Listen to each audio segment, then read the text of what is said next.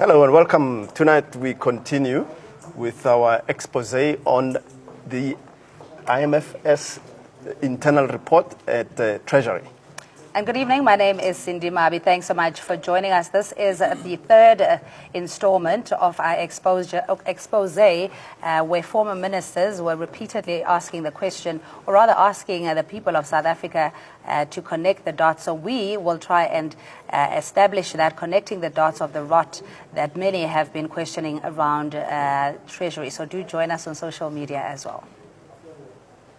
So last night, we unraveled what happened with KPMG, and these are one of the contractors who had perennial appointments with the National Treasury.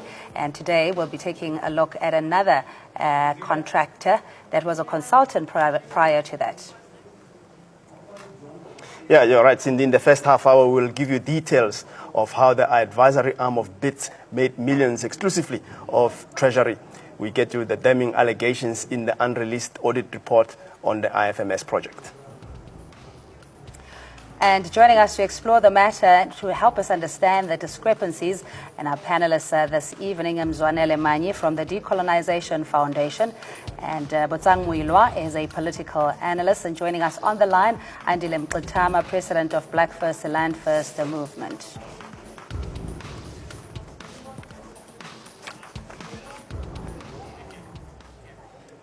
And we start by checking, or rather giving you the details to give us the context of where this matter emanates from. It's from an internal audit report that was conducted between 2014 and 2015 to the tune of almost 4 or 5 billion rand, where certain companies were preferred over others, and in the absence of an open bidding process. But we'll go to our colleague now, Audrey Chimwanda, to give us some of the details of BITS Technologies and why they were preferred as the supplier over so many years, and their contracts amounting to almost 39 million rand. So over to you, Audrey.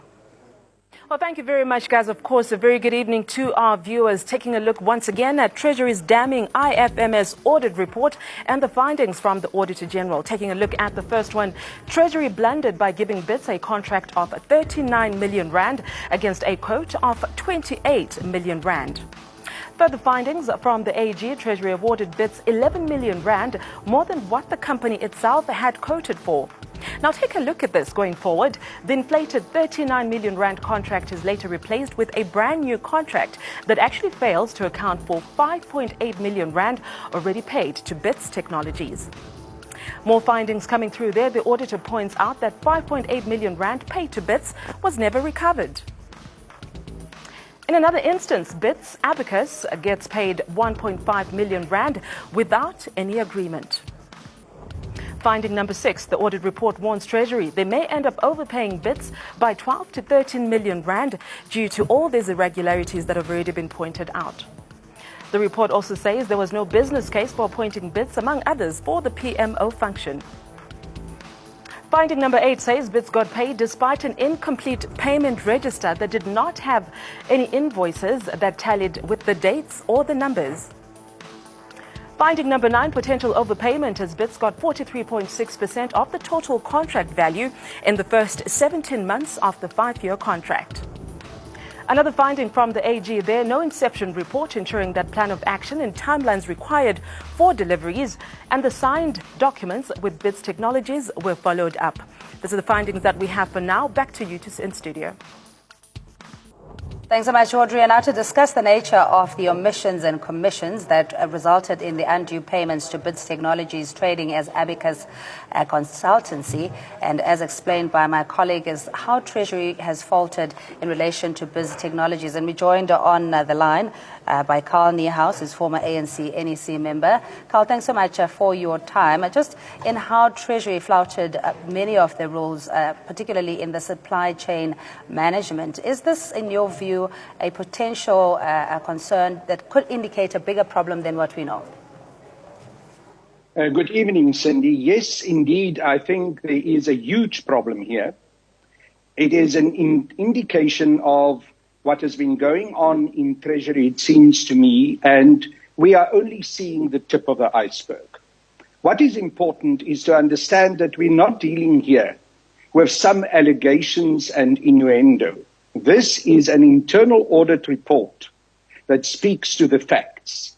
And it is very important that this issue has to be cleaned up and it has to be dealt with and cut through to the bone. We cannot allow literally millions and millions of rands of South African taxpayers' money being abused and misused by exactly that part of government, Treasury, which should be the most concerned about dealing with proper processes and implementing that processes without fault. Treasury has to set the standard for government. And in this instance, when we look at this report, Treasury has dismally failed to do so. All right, Andile Mqitama, the founder of, or the convener of Land First, Black First, the Land First. Good evening to you.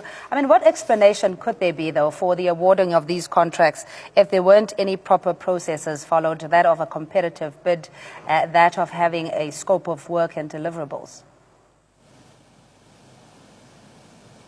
Firstly, I think it's important that we as a people acknowledge and applaud ANN7 for revealing these serious instances of corruption. The white-owned media have decided to protect the former minister, Pravin Gordhan, by any means necessary. We have been bombarded by fake news, even as we speak, in an attempt to divert attention from the fact that more than 4 billion rand has been mismanaged. In fact, it's 4 billion rand of corruption at Treasury. It shows the extent of the capture of Treasury under Pravin Gordhan by white monopoly capital. Because if you see who's benefiting from this corruption, it is absolutely clear that it is white companies. Now, what this means is that the former minister has corrupted the Treasury, brought a culture of corruption in there. In fact, we must all be worried that there are still some senior managers who might have been aware of this corruption and have colluded with Pravin Gordhan to put the corruption under the table. What we are saying as Black First, Land First, for instance, is we need urgent action to make sure that Pravin does not further cover up this matter, because we see he's using even Parliament and those that are anti-President Zuma to divert attention and to cover up. We need him suspended away from the important committees in Parliament. We need all senior managers in those who were under his regime suspended immediately and action being taken. I hope the ANC is listening, and if the ANC is serious, it must take action right away. All right, and in studio we're joined by Mzwanele Manyi, Decolonization Foundation founder, and Botsangwilo, political analyst. Now, Mzwanele, having worked in government structures, you know the bureaucracy, red tape that goes there in the processes of compiling, in fact, even contracts for that matter, that it is a very meticulous, or it should be a meticulous process, and with no room for error. So how does one explain this particular activities in Treasury where there weren't any contracts, there's no invoices, no timesheets, as we've seen? Yeah, look, I think, good evening, Cindy, and the viewers. I think this actually explains the whole protection of National Treasury by white monopoly capital and its tentacles. This really explains. This explains why they think that if anybody else is involved in National Treasury, raiding, I mean the terms raiding of National Treasury is going to take place. It means that National Treasury for all these years has been raided with the permission of the people that have been players in National Treasury. This is a serious disappointment from where I sit. This is an institution that is supposed to be the epitome of governance. This is supposed to be the epitome of excellence. Everything should be where it should be, as it is. So for us, we think Minister Malusi Gigaba, he has to break the cartel. So clearly what this shows is that within National Treasury, there's actually a cartel. So I heard him making all kinds of comments, which I think he has to make to say he has got confidence. Indeed, he has to give people benefit of the doubt. But I think with the evidence that we have, there is no turning back on this. There has to be a probe. All the role players that are responsible for this, both from a political and administrative level, must account to this. We cannot have a situation where ANN7 last time reported 4.3 billion lost, and now is other millions and all of this. So very clearly, National Treasury and all its staff, mainly its staff, they've been part of this whole thing. Why is it that, in fact, what this does at the same time, it puts a bad shadow on the whole profession of auditing. The other day we were talking about the KPMG. To have an audit firm implicated in a mess like this is a disaster.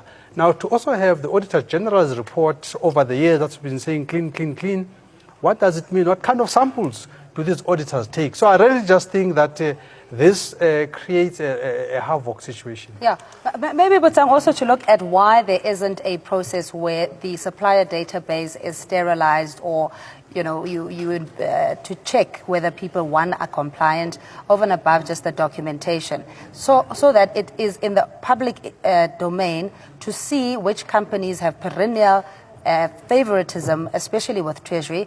Biz Technologies, for one, on their website they claim to be the sophisticated big player in the industry, and yet they have no other contracts outside government and predominantly in Treasury. Just before Butan comes in, I think this also indicates the archaic nature of the performance of the PFMA. That thing is archaic. There are ways around it. One of the ways around it is Regulation 16. There'll be all kinds of emergency this, emergency that, all kinds of tricks that you can play around this thing. So as long as we have PFMA in the system of government, these problems are going to continue. Those officials, trust me, they're going to get away with this. They're going to give you verse and chapter of PFMA that they've used to do this, to do that, to cut corners. So that's what it's going to be. Yeah, let's go with the details, because we're trying to follow a system, or rather a pattern, in connecting the dots. The evidence that we have from the internal report with and you've got the report technologies, because a lot of people might think that we don't have the report. So there it is. Yeah, but there's a question around the quote for 39.7 million rand that was subsequently changed or re-advertised for 28.2 million rand, signed by Michael Sass and Mohammed Kasim, initialed on each page, basically following all other requirements in terms of authenticating a document. But we've now known that BITS Technologies was even paid while this whole quotation was in dispute. Cindy, good evening to you and colleagues, and good evening to ANN7 viewers. Let us start by saying, Mzwanele has mentioned the loopholes and the gray areas that are being abused by public officials in the PFMA. And in this instance, it is not even the gray areas or abuse. This is a very clear sign of corruption and maladministration, because abusing the system is a different case, or taking gray areas.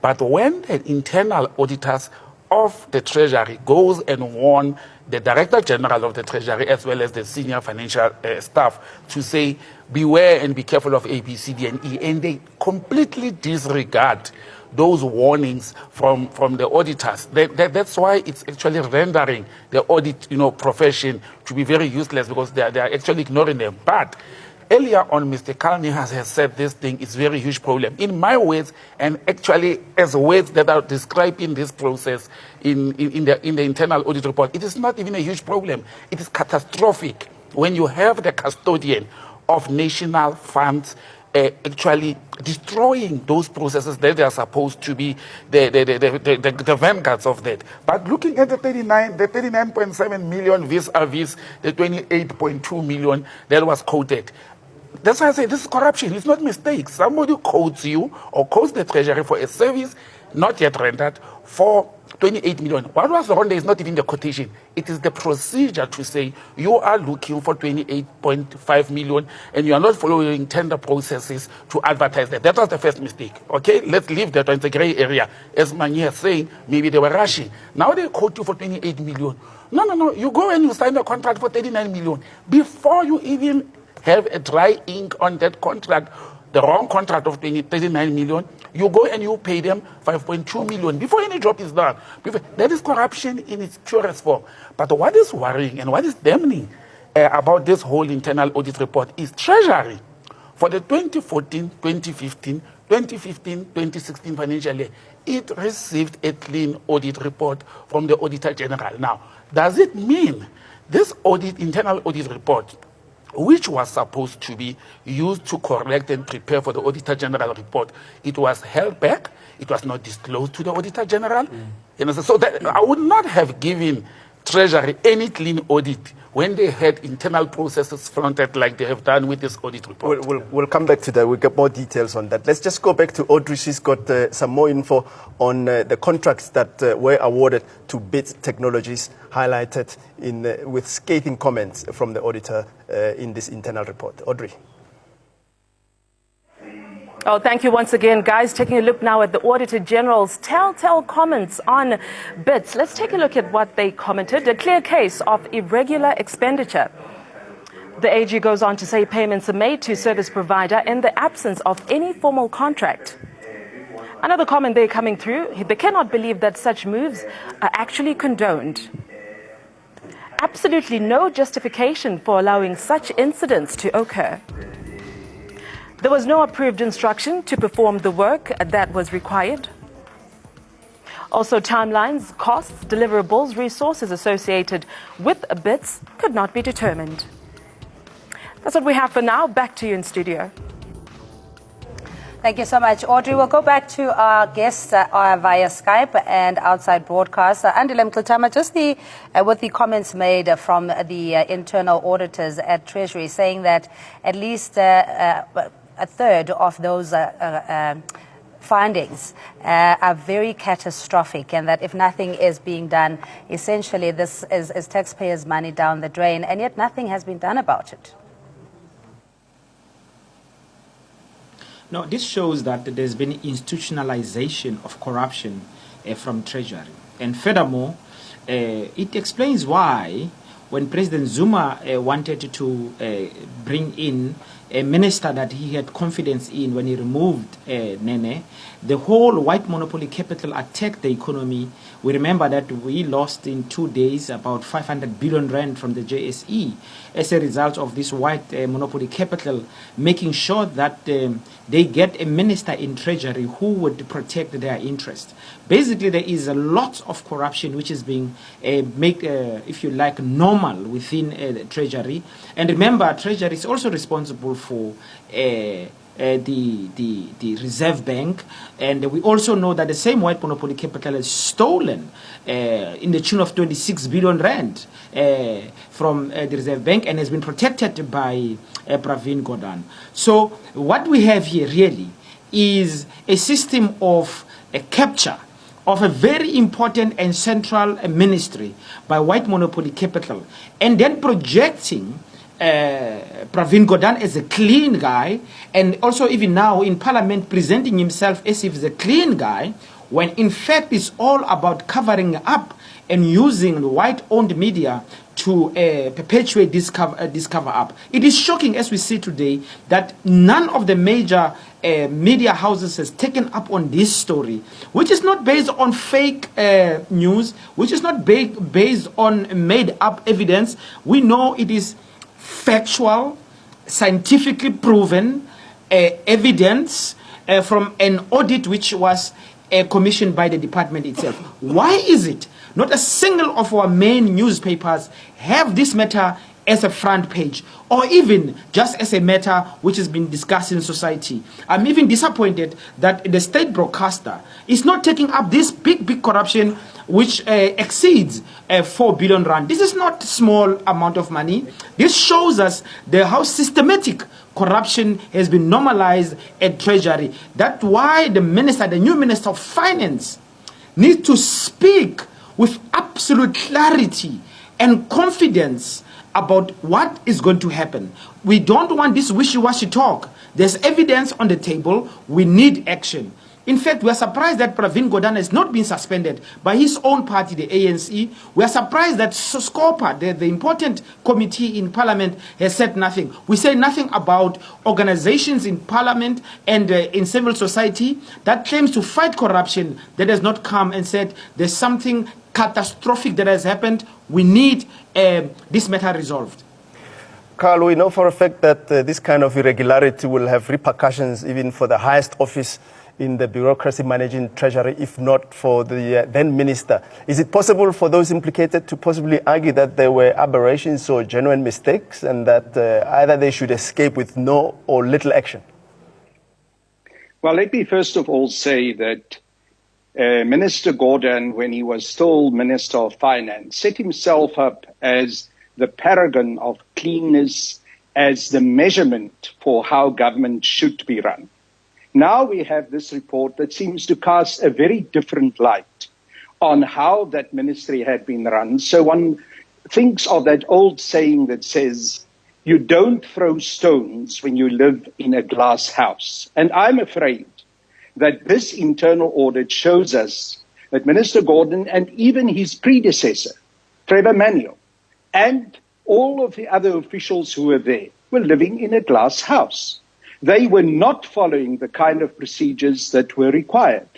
And this is an incredibly serious matter. It has to be investigated properly. And I don't believe that the minister, the senior officials, including also the Deputy Minister of Finance, can escape this situation. Remember, there's an old saying that the buck stops at the head of the organization. There's also another saying that says that the fish rots from the head. In both these instances, we have to say that the minister and the deputy minister will have to be kept responsible for what is revealed in this report. Mzwanele, let me bring you in here. You mentioned the current Minister of Finance, Malusi Gigaba. In response to this expose on Friday, he sent us a letter to say that he's checking the internal report and there's some things that he needs to be concluding. But today, in Parliament in Cape Town, in responding to the MPs who went to the Public Protector's Office, he says there's nothing that he's investigating at National Treasury. So he's giving us mixed messages. No. I think we misunderstood him. Let me explain what is the issue. Thank you. Two things that mustn't confuse. The one issue that the minister was dealing with was the issue that came up out of ANN7 in terms of the shenanigans in National Treasury. That issue is a very serious issue that is looking at. The second issue is the issue of the ministers and other MPs going to report to the public protector, asking for an investigation. So very clearly, it can't be part of that group. So that's the part that is not part of. But that the minister is dealing with the matter that was raised here, the minister is dealing with that. So there's no issues. And I would know that minister is a minister that wants to make his name in terms of making things right. So I think the minister is on the right path. And I think South Africa should support Mr. Gigaba in dealing with matters. I really think that the other institution that must lend its weight on this is Cabinet. You must remember that National Treasury is still part of the executive, as it was. So therefore, we should be, institutions like mine, Decolonization Foundation, I'm just hearing about this today. In fact, I'll be writing myself to the Cabinet to say, what's the Cabinet doing about this? The next time when we hear Cabinet briefing, we want to hear Cabinet pronouncing on the shenanigans that are happening at National Treasury. We cannot have a Cabinet that is just going to keep mum when such things are happening. So indeed, Cabinet must pronounce. The Deputy President must pronounce. He is a leader of government business in Parliament. So he must pronounce and give confidence that Cabinet is seized with this matter. The Cabinet is concerned about what the Cabinet is hearing. So indeed, Cabinet must also pronounce on this. Yeah, but just before we carry on, I just want to share with our viewers some of the recommendations made by the internal auditors regarding bids and technologies who have perennial contracts with Treasury. And this is what the report says in terms of recommendations how to remedy the situation. They said the service provider should be suspended until the service level agreement has been agreed on, and to investigate what services were provided in the absence of the formal agreement. And the full amount should be recovered from the service provider, and action should be taken against officials who authorize such payment without a formal agreement. But of course, there's no legal recourse in the absence of a contract. How do you hold people accountable? You know, I said the other day, the beautiful thing about audit is that they don't just thumbsuck. You know, they investigate cases, they come with findings, and they make recommendations to government or to whoever the client is, in this instance, the Treasury. In all those recommendations that were made by the internal audit, none of them were implemented.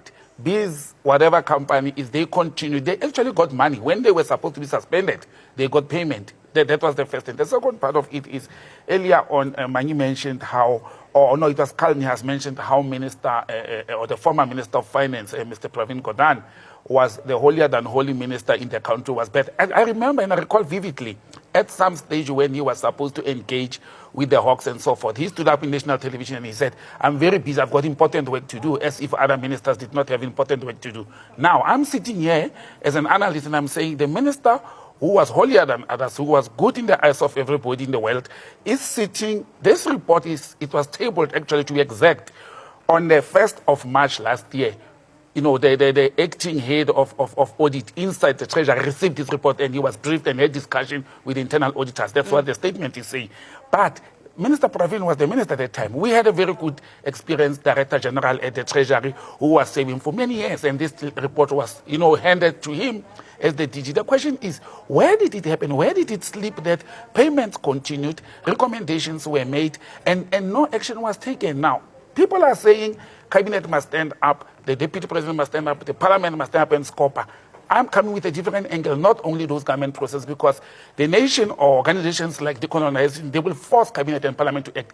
But there's a criminal activity. Somebody must rise to go and lay criminal charges against these corrupt criminal elements within the Treasury, as well as these companies which benefited irregularly. They unduly benefited from a service they never rendered. They were paid monies they don't deserve. And therefore, we cannot sit as a nation and put a blind eye to say it was a political or an administrative mistake when it's becoming clear that actually, I looked at the list of the companies that were involved. All of them are white-owned. All these companies are 100% white-owned in a process at the Treasury that is supposed to promote and improve what they call triple BE, and in a process where black companies are supposed to be given a chunk within the process of government. Treasury itself, when you want to do business with it, or with any government department these days, they will say, are you in the database of the Treasury? Now, the Treasury itself has a database which has white-owned companies only. They are doing illegal, irregular, corrupt business with the Treasury. That's a criminal offense, in my opinion. Let me just jump in there before we go into part two of our look at BITS technologies. Do we need to tighten up the reporting lines? Because if there's an internal report being done and it doesn't end up at SCOPA, for instance, is there something that needs to be looked at if the DG, for instance, is going to sit on the report? Let me come in there. According to public administrative process, it's very clear. An internal report, as I mentioned, it has dates when it should be implemented. The auditors were supposed to go back to the DG or the responsible officer and say, but we made this recommendation, this were the given time frames, did you implement? If they have failed to do so, they must elevate it to the next office, which could be the Auditor General, which could be SCOPA, which could be any parliamentary committee that the Treasury reports to. There's also interministerial committees. There's also, as Mangi had said, there's also the Cabinet, the Executive Authority, to elevate it to that level. But, none of them happened. Yeah, but you see, the important thing is that internal audit has got a direct line of sight to the DG, has got a direct line of sight to the minister. So in a situation like this, it cannot be that the DG didn't know. It cannot be that the minister didn't know. That is the mechanism to try and deal with that matter, so that we don't have things that are hidden. Now, if you have an internal audit that has done this, I'm very clear that those internal auditors would have informed the DG, would have informed the minister. The question that Cabinet and Parliament should ask is, what did the DG do with this information? What did the minister do with this information? Non-disclosure of such information when reported to you constitute a criminal offense. So indeed, we are sitting with the DG and the minister that must respond to this criminal activity that has happened here. All right, so now we move on to the second segment of today's show, where we'll speak about the irregularities involving BITS technologies and try to get a bit deeper and unearth more sinister designs that point to corruption. We will also look at links between BITS technologies, or Abacus Advisory as their trade name, and their boss, Mohammed Amim Kasim, is known to have been very close with Treasury bosses, and whether that has in any way influenced the money that BITS Technologies seemingly enjoyed at Treasury. We go to our colleague Audrey for to give us more clarity on biz reliance on technology, or rather on Treasury for doing business. Oh, thank you very much, guys. Once again, taking a look now at what we're calling Kasim's Treasury Capture. First, Abacus given work for 28.24 million rand for IFMS Project Management Office. In another instance, Abacus Biz Technology had contracts with SAA while it was under Treasury's administration. Another point there, Abacus involved in the setting of Treasury's Technical Advisory Centre in the year 2012. Also, Abacus contracted to review critical skills immigration policy for Treasury's CGMC. Abacus Advisory has been involved in Treasury's budget reform revision process. Another point coming through, Abacus Advisory insourced by National Treasury to put in place the financial management systems for the job of 9 billion rand. Another finding there was Treasury's advisor for the establishment of SASSA at the point. Also, the contract for Gauteng Provincial Treasury for re-establishing the GP funding agency. Last but not least, Treasury source Kasim's Abacus Advisory gets a significant slice of Treasury contracts for the last 12 years. Back to you in studio. Thanks so much, Audrey. And if you're most welcome at home as well to look up Biz Technologies. And now Audrey spoke about 9 projects that this company has been involved in. They also trade as Abacus Advisory Services. Primarily, their contracts are with the National Treasury. And we couldn't find any evidence of a private company contract that they have. So enjoying lucrative government deals. Yeah, I think what this talks to actually is the integrity of the procurement system. I really think this is really a shame, a shame that the government that tried to be serious, tried to centralize things to heaven, as in National Treasury, and we end up with a situation like this because the reason we have a centralized tendering system in government is because there was all kinds of allegation of corruption that of all these procurement systems happening everywhere. It's not happening, so the best thing, let's centralize the tendering and make sure everything is fine. But now with what is coming out, it means that we actually have a centralized corruption process. The tender system as we have now is actually the monument of corruption. So for us at the Decolonization Foundation, we're calling on government to relook into all these procurement processes and the players in it, to say what has been happening. This is why even the Decolonization Foundation, in fact, had reported some kickbacks of some of the officials. One official that has left Treasury that had all kinds of monies going into the account, running up to 1 million, as it were. So to have these kinds of things happening in National Treasury means that we've got the wolf guarding the sheep.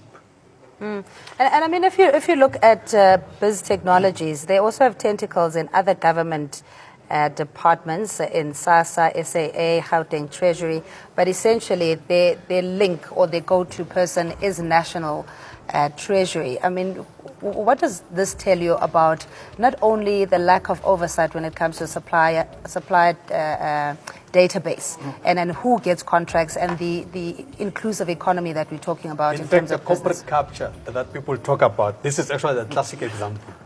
People are looking everywhere. This is corporate capture. If you have a situation where corporate is so entangled into government processes that they don't even have to follow processes, they are like part of the furniture. Things just happen. They even get paid. I mean, one of the strictest criteria of PFMA is that first there must be services provided, check the quality of the service. The reason black companies are closing is because of that process of do the work first and check the quality, and then there's questions about quality and whatever, and then you end up with people not getting paid and people shutting down and all of that. In this case, white companies don't have to do anything. They just get paid. This just shows how captured National Treasury is. Well, Cindy, let me say, in addition to that, it is not even other government departments. It is mainly actually agencies that are reporting to the Treasury. When you look at the fight or the war between South African Airways and the Treasury under the previous Minister of Finance, and this Upcast company have a relationship or have done work and paid for doing services or rendering services to South African Airways. You look at SASA at initial, when SASA, we know that it's an agency of social development, but in order for them to formulate a contract, they had to engage or go through Treasury. The same company was involved in that whole process. And you know, Mangi is talking about state capture. If this country wants an example of capturing of the state, because it's not a single government department that's captured here. It is actually the treasury of the country which controls all other government departments. And we find 5 or 6 companies within the treasury that they are doing what they want to do. Maybe we should now start asking questions. Why did the so-called white monopoly capital wake up when Minister Nene was removed and then suddenly replaced by Minister Pravin, and they were comfortable? At the moment, supported by, sadly, the opposition party in the country, the DA, they don't even stand up to say, but our favorite ministers that we have taken the president to court in removing them, because that's what is happening. They have taken the president to court for removing the minister, former Minister of Finance. The very same political parties or opposition are not standing up after the official internal report is out or is leaked or it's known and say, but now maybe there's a reason why the president had to remove the Minister of Finance. If we did not have new leadership at Treasury at the moment, I am convinced that we would have not known this. And this is the tip of the iceberg. The worst may still be coming. We will have to investigate what has happened in the Treasury for a number of years, not only until 2014, because these companies or these organizations, they have been doing business with the Treasury way before 2014. That's why I think we should commend the 90 MPs, including some of the ministers, that went to the public protector to say National Treasury must be investigated, Reserve Bank must be investigated, FIC must be investigated, and so on. I really, those people must be commended. And we're happy that they've reported to the public protector, because when we have MPs reporting matters directly to the public protector, we must get an answer within 30 days. So I'm happy that South Africa is not going to have to wait long.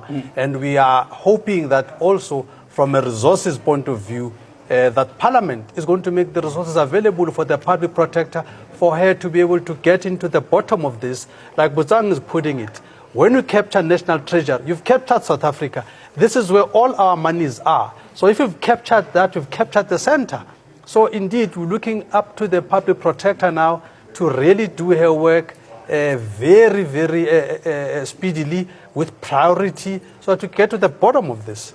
Let me bring in Carl Niehaus. I mean, Carl, there cannot be any doubts that there was a conflict of interest with this particular company, because Mohammed Kasim worked as a consultant in the DG's office. He would have been privy to all the information coming in and bidding for those projects. Yes, obviously that is the case. And I've been in government myself, and clearly there was serious conflicts of interest here. I also believe very strongly that we have to make sure that the state of capture investigation that the National Executive of the African National Congress decided on, and which is going to go back, I believe, up to 1994, has to have as a very particular target its investigation into Treasury. I'm convinced that if this is the kind of thing that we see now in this particular internal audit report, that there's going to be much more that will be revealed, because this is a process. The lack of proper procedures, the lack of proper tender procedures is something which clearly had been institutionalized within Treasury.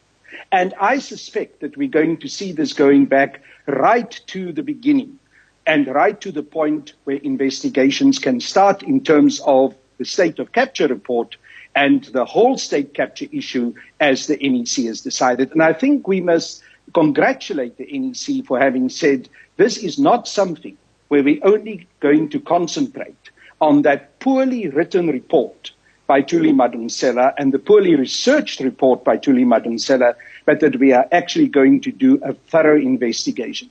Let me make one last point, and I think this is very interesting to me. You know, the Democratic Alliance and some of the other opposition political parties are constantly running to police stations laying charges against the president, against this one, against that one. In fact, I think the leader of the opposition is constantly on his way to a police station to lay a charge. But when something as serious as this comes out, when there are hard facts in terms of an internal audit report, he is dead quiet. You don't hear a word. And he tells me one thing. The DA continues to be the representative of white monopoly capital in this country. They're not going to challenge the way in which companies like BITS Technology have captured Treasury, so they are not going to challenge any indication of Treasury or any other part of government being captured by white monopoly capital. The Democratic Alliance is inconsistent in the way they approach things. And how can one possibly support such a party? And how can anyone, when they want to bring a motion of no confidence against the president, go and vote in favor of that motion of no confidence? No ways. This party has got no moral standing. It is simply a party which is representative of white monopoly capital. Mr. Niehaus, we know we live in a democracy and people have their preferences and choice. So before we continue, though, let's show you a very close or intimate relationship that may explain the real reasons behind why this particular company, BITS Technologies, is enjoying so much favor with Treasury. It's over to our colleague, Audrey. Well, thank you once again, guys. Taking a look still with Kasim's conflict of interest. Let's take a look at what we have, shall we? First, Mohammed Amin Kasim was a consultant in Treasury to DG Lungisa Fuzile. Sources say Kasim had intimate access to details of programs that Treasury was involved in. Also, Kasim's Abacus Advisory cum BITS Technologies boasts of being a leading public sector consultancy, but most of its business is with Treasury. At least two sources have told ANN7 that Kasim has links to former Finance Minister Pravin Gordhan, senior Treasury officials, that's Kenneth Brown. We're looking at Michael Sass and Lindy Budwig. Also, several senior officials of Abacus Advisory have worked with Treasury in the past. Also, ANN7 could not find any record of private sector work done by Kasim's Abacus Advisory. That's what we have for now. Back to you in studio. All right, thank you so much, Audrey. Essentially, what's happening here is that Mr. Mohammed Kasim had worked as a consultant for National Treasury under the erstwhile DG, obviously having a lot of information privy to the specs of a tender, etc. And then subsequently we had Abacus, or BITS Technologies, which sounds more like a shelf company. When you look at it, Cindy, some of these things, they don't need rocket science.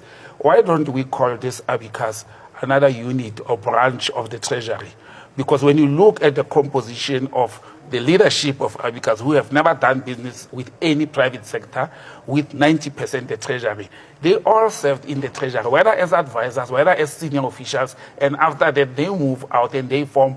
Actually, it's not even BITS Technologies. Why did they not come in as BITS Technologies? They came in as BITS Technologies. Subsequent to that, they come as Abacus, as a subsidiary of BITS Technologies. It is very clear that when they were in the Treasury, in advisory capacity or consulting capacity, they prepared the path, they prepared the documents, they prepared the contracts, the recommendations and everything. So when they moved out of the Treasury and formed this spook company of theirs, they started now implementing what they made as recommendation. I looked at this report. You must just listen to some of the things. By the way, the report is going to be put online from tomorrow, so our viewers will be able to have a look at it, because people seem to be thinking that we don't have the report, but the report is alive, it's there. Well, I have a copy in my hand finally, but I'm looking at this, out of all issues like lack of accountability, no compliance to supply chain, irregular expenditure, potential fruitless. The worst of all these things where I'm standing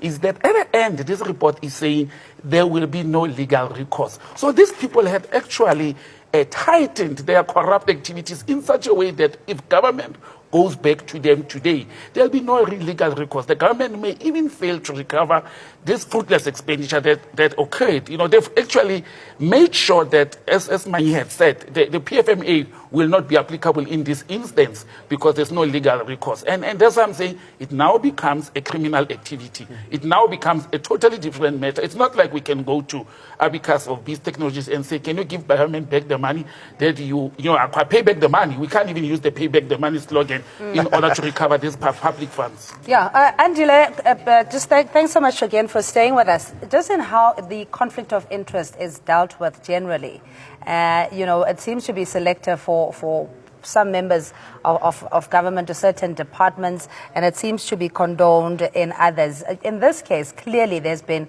conflict of interest where consultants then set up a company and enjoy tenders. It is very clear on the surface that the cozy relationships have benefited a few. The important thing is to recognize that Pravin Gordhan, Mcebisi Jonas, Trevor Manuel, Nhlanhla Nene, all of them operate as a criminal cartel, like a mafia gang. In fact, it is clear that what happened is they allowed officials who worked in the department to set up an entity which was then given work and money irregular. That's what happened. Is pure, simple corruption, organized corruption that goes up to the ministers of a treasury at the time. Let us look at for what it is. This is a mafia operation. This is a criminal ring. This is a group of people protected by white monopoly capital, by the white-owned media, and now they are inside parliament and very important committees to continue to protect and pursue corruption. Let us put it that way. It is corrupt activity, it is organized crime, and we as Black First, Land First are going to open a criminal charge against Pravin, Mcebisi Jonas, Trevor Manuel, Nhlanhla Nene, specifically with regard to the hard evidence which has been produced by the internal audit. We want this matter resolved for what it is as a criminal issue. It is not a political question. It is not an issue that there is no evidence. It's not speculation. It is hard evidence of criminality that operated at the very highest possible office in Treasury. Now, Treasury has operated as a separate entity from government.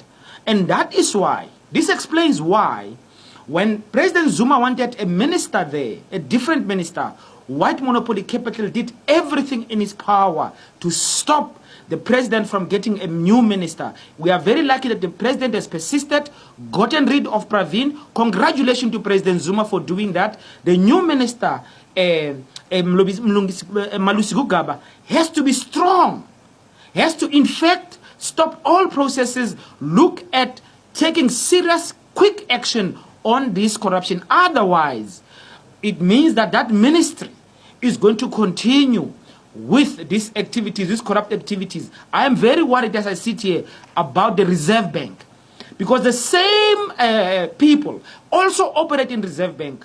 If this corruption is institutionalized at Treasury, you can just imagine what is happening at the Reserve Bank. We need to, I would advise, get rid of the senior managers there as well, suspend them, suspend people in Treasury, and in particular, remove Pravin Gordhan from any position of influence, because he is there to take care of the interests of white capital. The opposition parties has been exposed. The EFF, the DA are there to protect the interests of white monopoly capital. They are not interested in fighting corruption. They are there to protect and pursue corruption of white monopoly capital under the pretext of being anti-corrupt. Why have they not said a word so many days after hard evidence have been revealed that there's corruption which was undertaken in Treasury running into billions of rand? This is not in Nkandla, a few million rands, even, we're talking billions of rands stolen from the people. And these organizations, EFF, DA, the Clerk Foundation, the Nelson Mandela Foundation, even former President Mbeki, have said nothing about this corruption, because all of them, including the EFF and the DA, are protecting white monopoly capital and are institutionalizing corruption, and they make sure that only black people are seen as corrupt. This is a big disappointing point in the history of our nation when we see white corruption is protected the way it is. Let the nation know Pravin Gordhan is the head of a mafia ring, supported by people like Trevor Manuel and people like Nhlenhle Nene. And we know all of this is to support people like Johan Rupert family, which is the biggest beneficiary of the systematic corruption in the state situation. They have captured the state. They have their agents in parliament. That is why they want to get rid of President Zuma. That is why they want also a secret ballot in parliament, because our parliamentarians themselves have been bored by the same corrupt elements. Thank you, Andile. Let me bring Mzwanele in. I mean, we know that, and we've touched upon this point, that Mohammed Kasim was, consulting in the DG's office. Then he goes and bids for all of these contracts. I mean, it's as blatant as that. It shouldn't be allowed.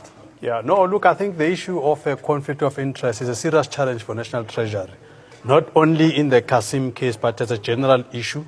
Most of the people that leave National Treasury go to the financial institutions which they were supervising, which begs the question to say, what influence do these institutions have, the banks that are under the control somewhat of National Treasury and what have you?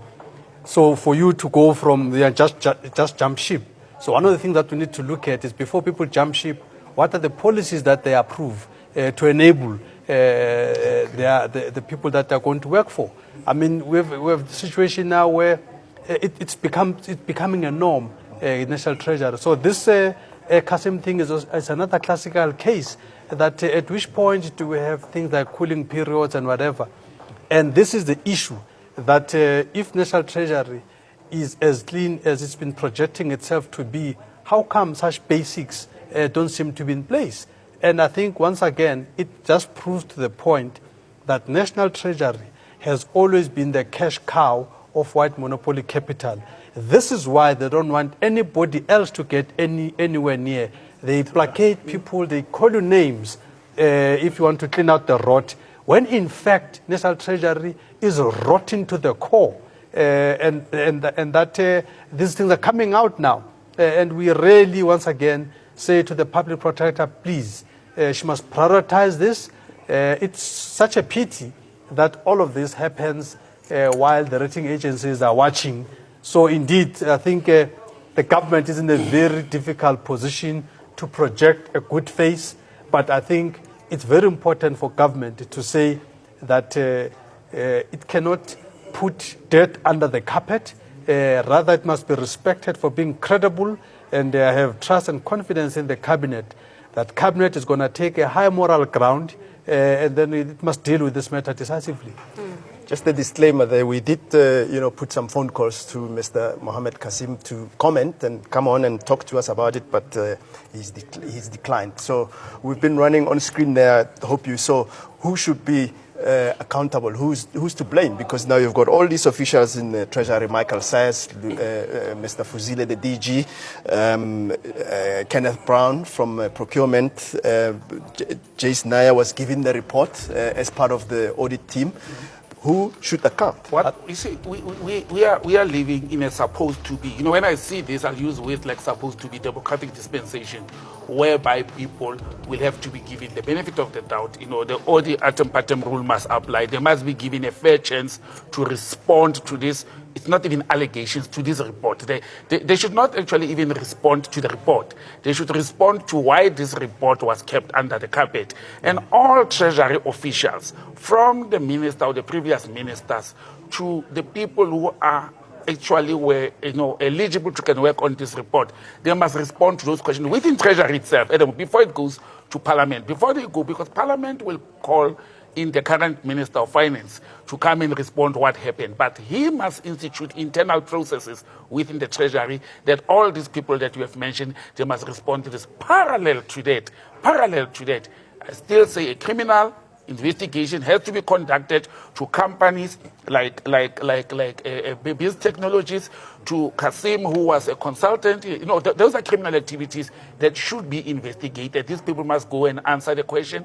They must be given a fair opportunity to say what happened here, what was their whole involvement. My dream, Cindy, is to see this country having a situation whereby we'll see I miss the scorpions, the hawks, blue lights, driving into Botsang's house or Manyi's house or a public official's house, arresting that person to go and face criminal questions, to go and face charges of corrupt activities. If we do not arrive as a nation to a point whereby public political office bearers are arrested, we must do it the Hollywood way. We must arrest them in front of the nation, must see these people must go to court and face criminal charges where the public has a view. This thing of talking such big issues in parliament, in closed doors and committees that are now being chaired and led by Minister Pravin. He was in parliament last week. He was asking hard questions towards ESCOM. I want to see what is that Parliamentary Financial Committee going to do when one who's leading it will supposed to sit on the opposite chair and face this question. They must bring back Nhlanhla because these issues are started to happen in 2014. Mr. Nene, where he's comfortably sitting, he must come and respond to clear his name. I don't say he's guilty. He must come and respond to some of these activities. Also must have the two other units in government that must tell us that they are doing their work. Where's the SIU when this is happening? So indeed, the head of the SIU, I would recommend that ANN7 must actually invite the head of the SIU, Advocate Mutibi, to come and tell us what is going on. Why is it that these things are happening? Where is this part? What is it doing? Where is the skin in the game? The crime investigation unit of SARS, where is it when all of this is happening? So those units, indeed, they must come here and say why should the nation have confidence in them that they're guarding us? We're sitting here, we hear that our monies are going, and yet we've got institutions whose mandate is to prevent such criminality. Where are these institutions? So indeed, I think it's time for them to come and say and give a regular report of their progress in terms of rooting out corruption, arresting criminals, and all this. That must happen. And I agree with you in the sense that once we've exposed everybody, whether it's corruption in the public sector or private sector, all of that needs to be ventilated in the public, or rather in open. But the conflict of interest that we've seen with BITS Technologies is that not only as Mr. Mohammed Qasim, the founder, was he involved as a consultant with very cozy relationships, we're told, in Treasury. It's the rest of the executives within the company as well, previously having worked with Treasury, set up a company and then start bidding for tenders. Mr. Niehaus, how does this fly against the whole imperative of including smaller players in the government tender space and ensuring that there are opportunities that can benefit all?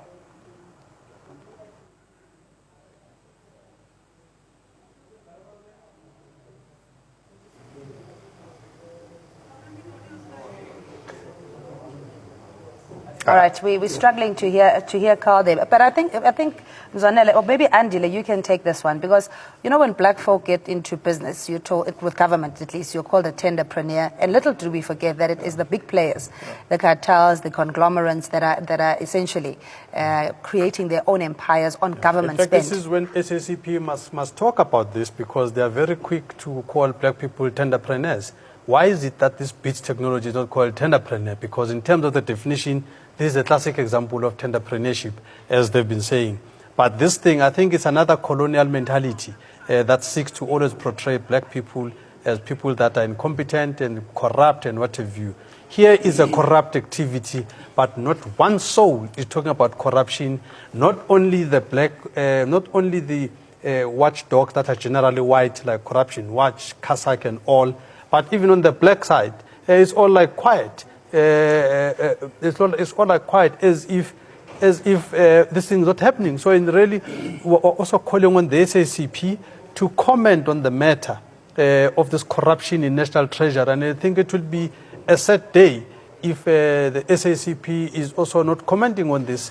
It is actually already a sad day for me, Cindy. When you look at the number of upcoming black companies that are trying to do business with the state, and they collapse, not because they are inefficient, not because they are incompetent, because they are struggling to have capital in order to fund their businesses. They are paid 30 days, the government policy, 30-day notice to be paid. Sometimes 90 days pass when people are saying, I'm still waiting, I've issued an invoice to a government department, I'm still waiting for payment. But we've got these companies that are getting paid before they even do the job. Now, this is what corruption does. It impoverishes the people of this country. It is said that black companies that could have been used for this and be paid maybe even a quarter of these services were left out and because they did not have the political connections or the internal connections that these technologies had. But it's also a clear sign for us that corruption, it actually goes to the marrow, of poverty in this country. You are taking from the national coffers of the country that is actually struggling economically, and you are giving it to a small role player in the economy without benefiting. I was asking myself a question. We had SETA, of government that could have handled some of these processes. Why was SETA not used? What happened? Why did they go and outsource such services and pay people? We don't even have the results today because this integrated financial management system, it is not where the scope of service said it's supposed to have been today. It's not. So even 4.5 billion is gone. There's no product at the end of the day. And we cannot sit and fold arms and smile about it. It's not just the managing director of Abacus Mohammed as Amin Kasim, who seems to be uncomfortably close to the senior officials in the Treasury. There are several other employees of Abacus Advisory with Treasury links. Audrey tells us more. Well, thank you very much, guys. Once again, as we continue to connect the dots, this time we're taking a look at a web of conflicts and interests. Let's take a look at what we have here, shall we? Abacus Advisory, also known as BITS Technology, works under the same name. Mohammed Qasim, Managing Director at Abacus Advisory. His Treasury link is he was an ex-consultant at the office of the DG. Also, we have Lizel Extern, member at Abacus Advisory. The Treasury link we're looking at here is that she managed the central government systems at South Africa's government treasuries. Mali van der Verde, member at Abacus Advisory, taking a look once again at the Treasury link. Financial management monitoring and implementation, risk management, support and budget analysis. Lawson Naidu, SCM consultant at Abacus Advisory in 2012. The Treasury link is he was a specialist advisor from 2011 to date. Also a deputy director at Supply Chain Training Department from 2004 to 2007. That's all we have from this side. Back to you in studio. All right, let's hope we reconnected with Carl Niehaus. Just a question in terms of how Minister of Finance now, Malosi Gigaba, will have to explain the clear conflict of interest. And maybe a wider question is how effectively does government deal with issues of conflict, as we've seen a former consultant essentially doing business. It's double dipping in plain language. Well, Cindy, I think it is critical for the minister to now do the investigation that he said he would be doing. I understand that he has to deal with this in a careful and a very structured manner, but ultimately he cannot allow this conflict of interest to continue. He has to deal with it. He has to address the issues that have been raised with regards to BITS Technology, and he has to make sure that this conflict of interest comes to an end. But of course, earlier, when you asked me the question, I also wanted to say something about the issue of smaller companies. We haven't seen the opportunity enough for smaller, especially black-owned companies in Treasury to be able to be part of the process. And I don't think that was coincidental. That is the consequence of exactly what has been happening in Treasury with big companies such as BITS Technology, which have captured Treasury and where there are these fundamental conflicts of interest. We have to clear this out.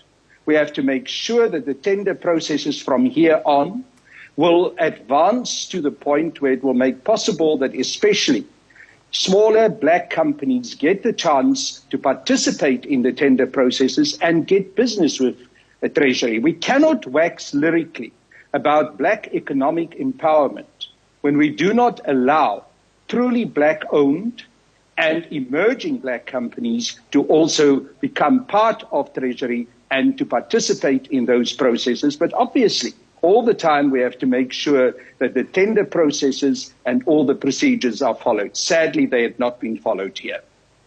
Let me bring, I wanted to say something, that we must clear to our viewers and the citizens. When we say people with vested interest or conflicted should not do government business with government, we are not meaning, and I'm not saying if a person has served or worked for a government department or institution, that person is not eligible to do business with government. Every citizen has a right to can open your own business and tender and go. But what we are saying is, while you are in that role, when you tender or you submit your application to can do business, we should look at conflict of interest not only during, even before, because then we will avoid a situation whereby somebody goes and develop a policy in Treasury to say we must have this integrated financial management system. It is good. You give it to the minister who sells it to cabinet, then to parliament.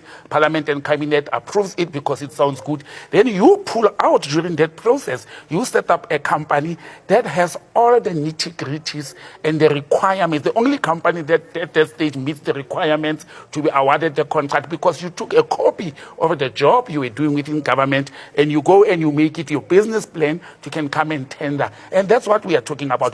It's called a javelin. Yes, exactly. So we cannot allow a situation whereby I become the advisor for a certain minister in government, and I advise the minister to go and present a document or a proposal to parliament, and it gets approved. Then I go and set up a company that is going to tender for the very same contract. That is corruption in absolute sense, and it cannot be avoided. Mzwanele, let me bring you in here with this question.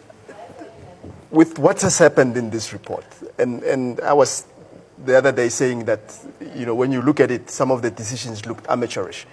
Was it overconfidence within Treasury to say, we are squeaky clean, we tell the public what to do, and all the other government departments, austerity, look after your finances, nobody will bother to come and look into what we do? Because some of the decisions taken, there's no inception reports, there's no contract in place to appoint these companies, basic things like that. Was that overconfidence? No, look, I think this is a well-orchestrated corruption. National Treasury had built an aura around itself, an aura of credibility, an aura of efficiency, an aura of respecting the Constitution, everything. So when you say National Treasury, you have a picture of angels walking and making sure that there are not devils around. This is what they've done. So in the minds of the people, the probe that you exact on National Treasury is almost not there, because these are the cleanest guys, and they have abused public trust. This is so important. They have abused public trust for own nefarious activities. This is very serious. They have betrayed the trust that the nation has put on them. If you look at just a glimpse of this report here for the first time here today, I see here that both the DG and the Chief Procurement Officer tried to explain themselves. After they've tried to explain themselves, the auditors, and I must commend the internal audit team, I don't know the individuals concerned, after they tried, the DG and the Chief Procurement Officer, to try and explain their way out of this, these auditors came back to say, what we are saying is factual. We are not speculating. The law has been broken. There's been corruption.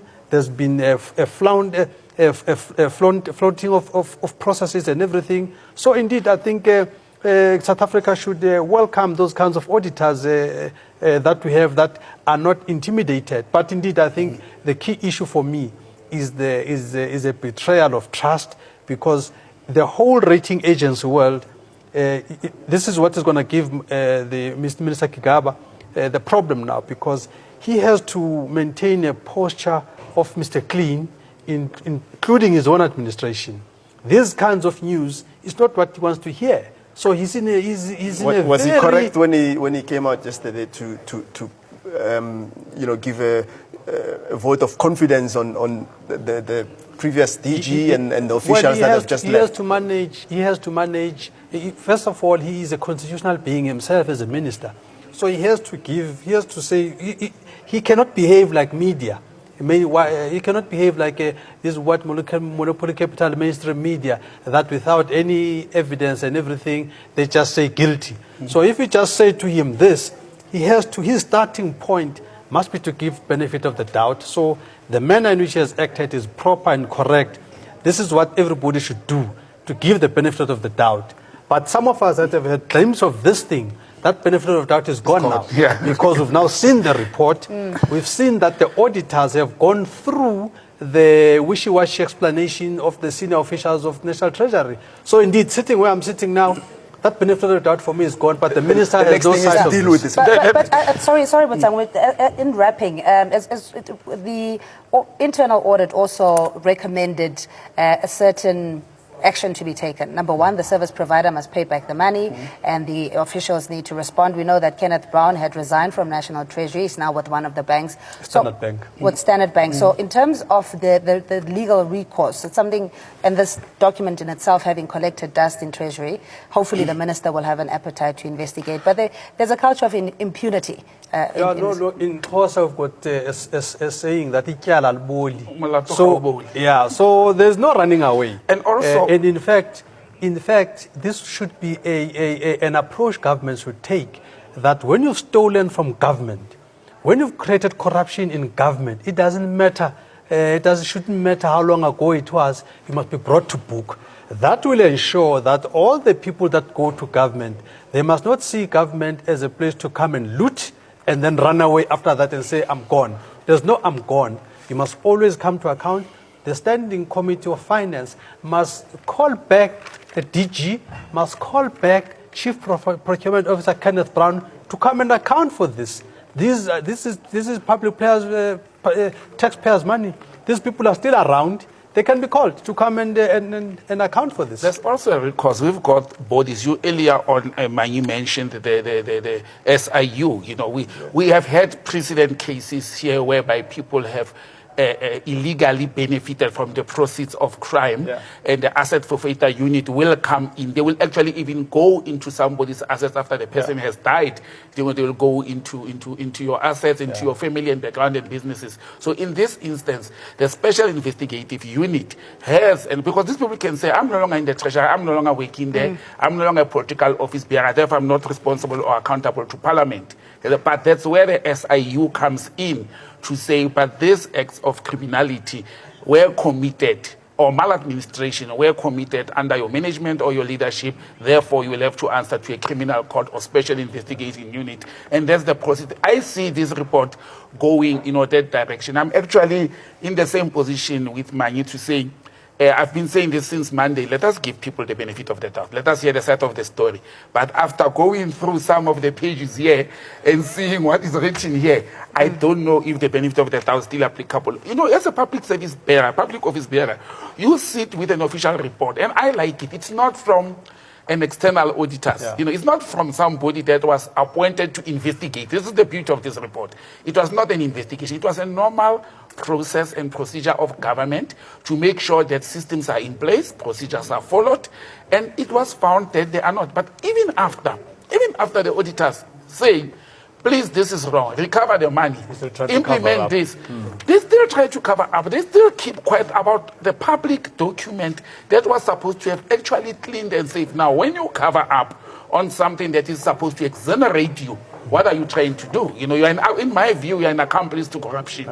Well, there it is, the report. You know, our viewers will be able to read it online on Friday, because they can get to read all those recommendations that the auditors have mentioned, and the kind of cover-up and explanations that I think were very, very weak from management in terms of trying to explain away some of the shortcomings. But we'll take a break, and we'll be coming back with more on this BITS technology story here on ANN7.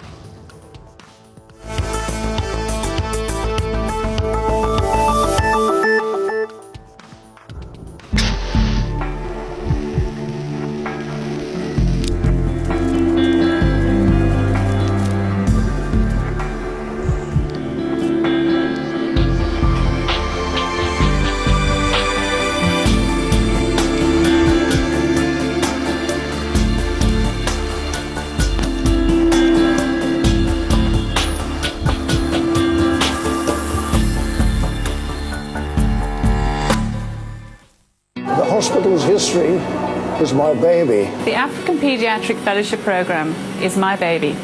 Pediatric neurosurgery is my baby. The Breathe Easy program is my baby. Research is my baby. The ICU is my baby. Raising funds is my baby. Thanks to donations over the years, I still have my baby.